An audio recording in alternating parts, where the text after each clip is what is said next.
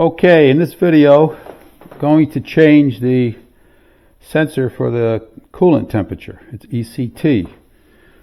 I was getting a little bit of a signal on my scanner about it, so I don't know if it's good or not. So this is a 2012 IQ, and the sensor is right down here.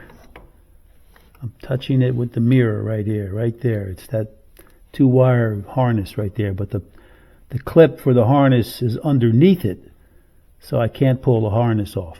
So what I'm going to do is I'm going to remove this hose, drain the fluid, remove this hose so I can get in there and get to that sensor. All right, let's see where this petcock is. I believe it's right here. Let me take this off. Let me get a pair of pliers. Okay. Let's see what we could do here.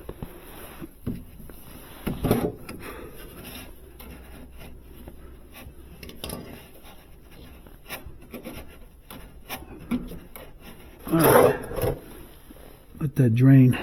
Okay, so here on the manual, it shows you where it is, but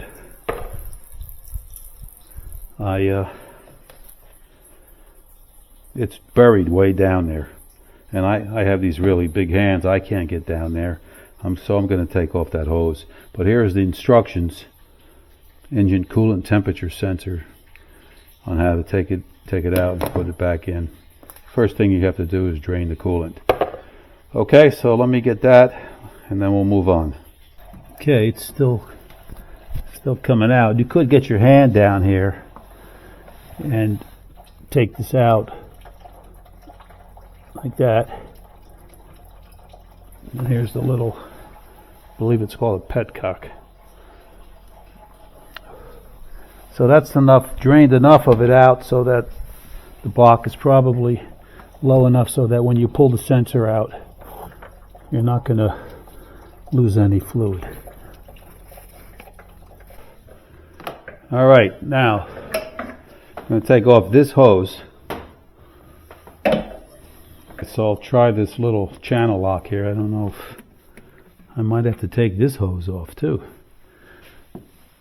Let's go into the heater and maybe the lower part of the block. I don't know.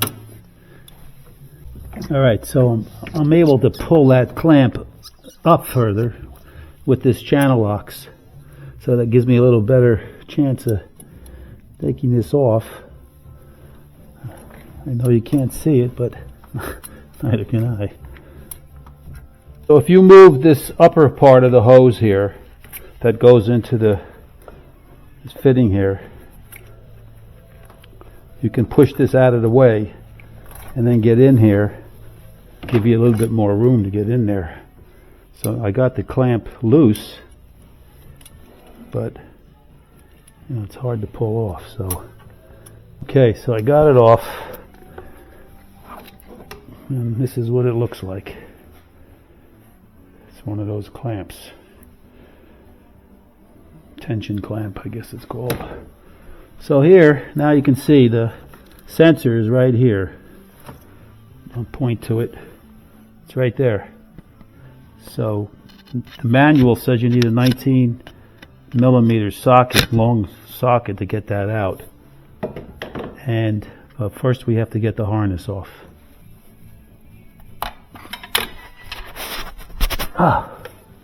This is what I use. I use this long screwdriver to pull on the harness there.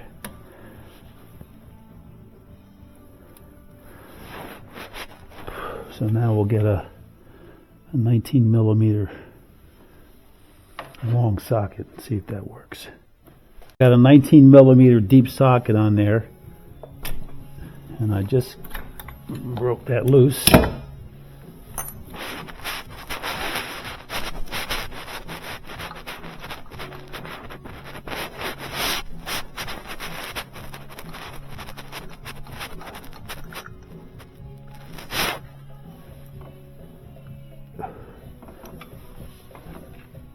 Still getting some leakage there.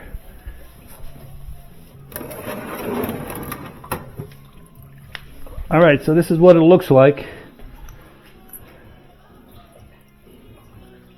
It's not much.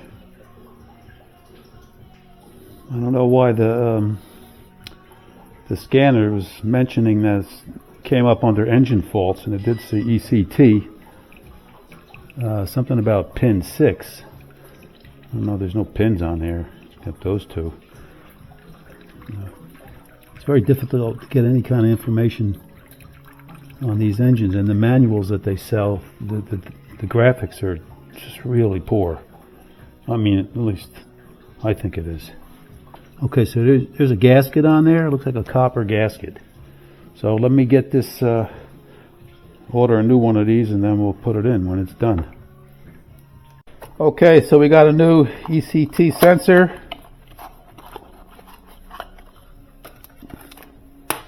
I would have preferred to use the Toyota factory part, but no dealer in my area has these things in stock. You always have to order it. So I just went out to my local auto store and got this. It's a little different in a way, but this is for a variety of different Toyotas. Here's the little copper washer that you have to put on there. Like that. And the manual says to torque it to 14 foot-pounds. And my torque wrench starts at 20, but if I back it off 5, it should be around 15. I don't really think it's that critical because I have a feeling I know what 14 foot-pounds feels like. So anyway, let's just get this started here. I'm going to clean that up a little bit.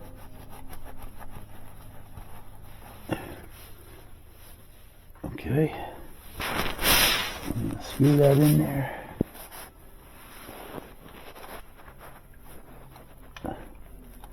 I don't have a 12.19 millimeter. What I have here is a 3/4, half-inch, and the 19 millimeter 3/8 drive got a little ridge in there, and I think that's hitting the sensor, and that's the reason why it's not going seating properly. So we'll just try to use this one and see if this helps.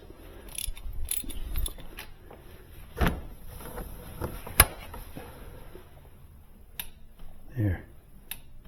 Okay. That's 15 foot-pounds.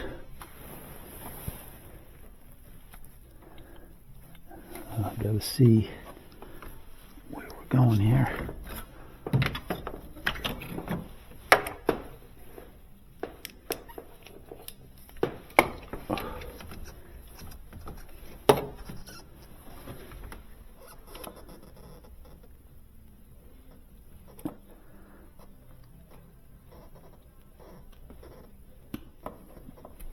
Okay,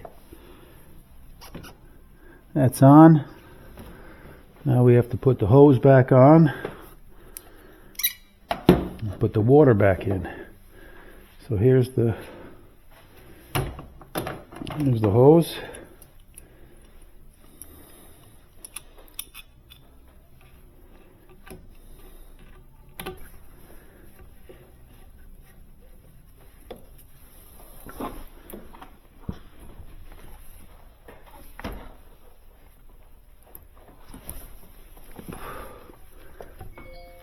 I'm almost tempted just to put a regular hose clamp on here.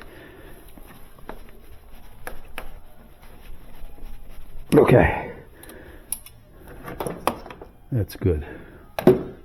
Now, this is going to be harder. I think I do have a regular hose clamp on there.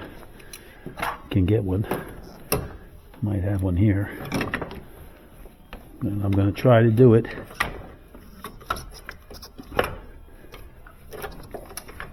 So it's the way it was.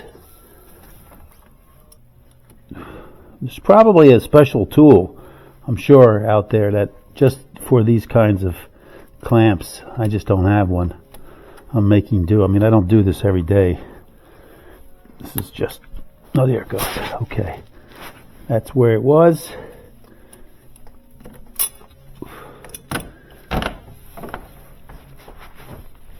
Okay, that's not going anywhere. That's back on, that's back on. This is tight. So the only thing we have to do now is put the fluid back in and we'll be done. I don't want to risk spilling this all over the place, so just doing it this way.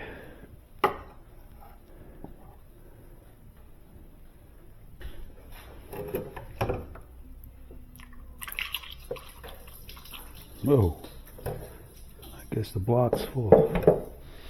Okay, so let's open this up. So.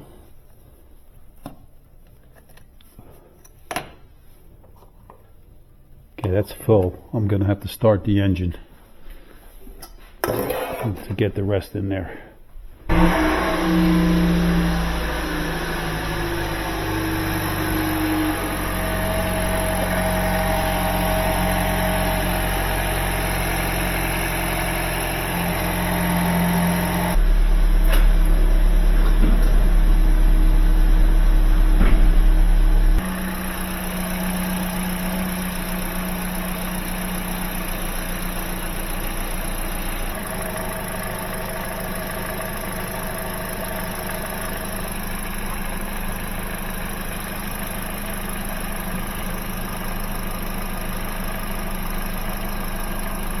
Okay, my friends, we're up and running.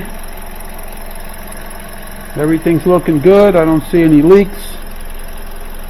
So I'm going to close out this video right now, and I'll see you on the next one.